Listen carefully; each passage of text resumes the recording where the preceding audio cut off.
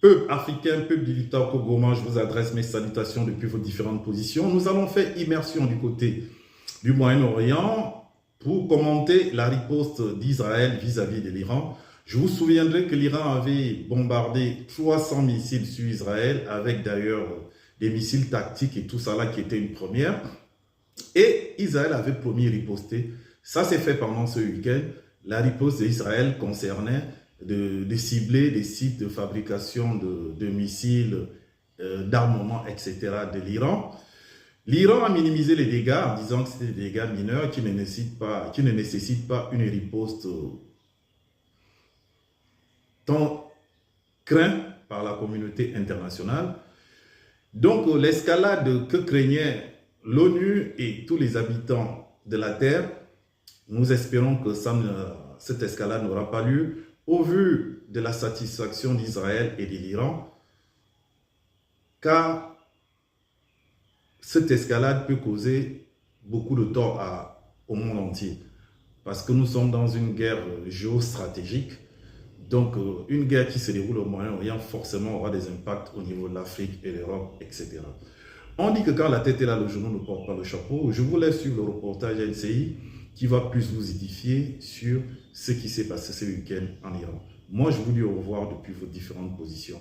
Vive l'Afrique libre et que vive le panafricanisme. Que Dieu vous bénisse depuis vos différentes positions. C'est l'information de la nuit, ces frappes israéliennes, des frappes précises, ciblées sur l'Iran. La riposte attendue, annoncée depuis plusieurs semaines d'Israël. Avec vous, Jordan Olivier, on va revenir sur les faits. Qu'est-ce qu'on sait de ces attaques qui se sont déroulées cette nuit? Oui, Israël a annoncé avoir fait des frappes de précision aux alentours de 2h15 heure locale. Des frappes de précision, ce sont des tirs extrêmement ciblés. L'objectif ici était d'atteindre des sites de fabrication de missiles sol-air et d'autres systèmes aériens.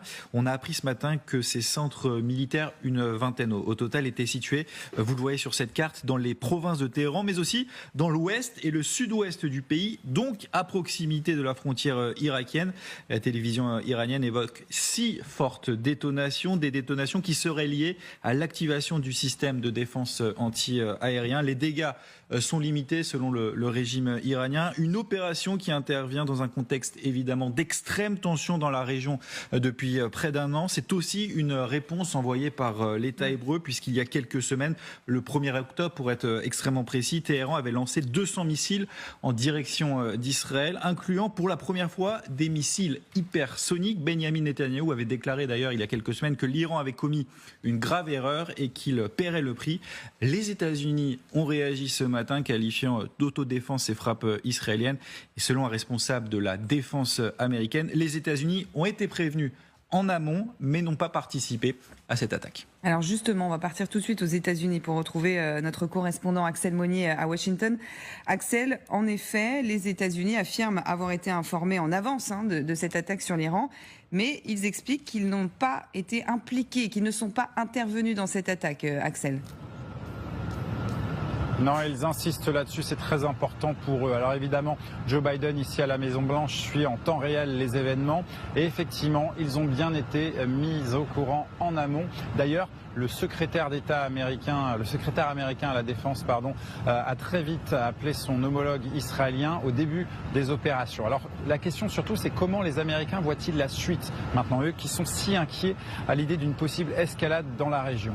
Eh bien, d'après plusieurs sources gouvernementales, ici, les Américains estiment que cette réponse est suffisamment modérée pour ne pas entraîner d'envenimement de la situation au Proche-Orient. Et c'est tout ce que les Américains cherchent depuis le 1er octobre. Vous savez, effectivement, depuis ces frappes iraniennes contre Israël, les Américains font tout pour retenir la main de leur allié israélien. Ils veulent que la réponse soit à la fois ciblée, proportionnée, qu'elle ne vise pas les civils et qu'elle ne vise pas les sites nucléaires. Il semblerait que ce soit le cas. Si on en restait là, ce serait aussi peut-être la preuve que Benyamin Netanyahou est encore en mesure d'écouter son allié américain malgré les désaccords et malgré la forte mésentente qui existe entre lui et Joe Biden.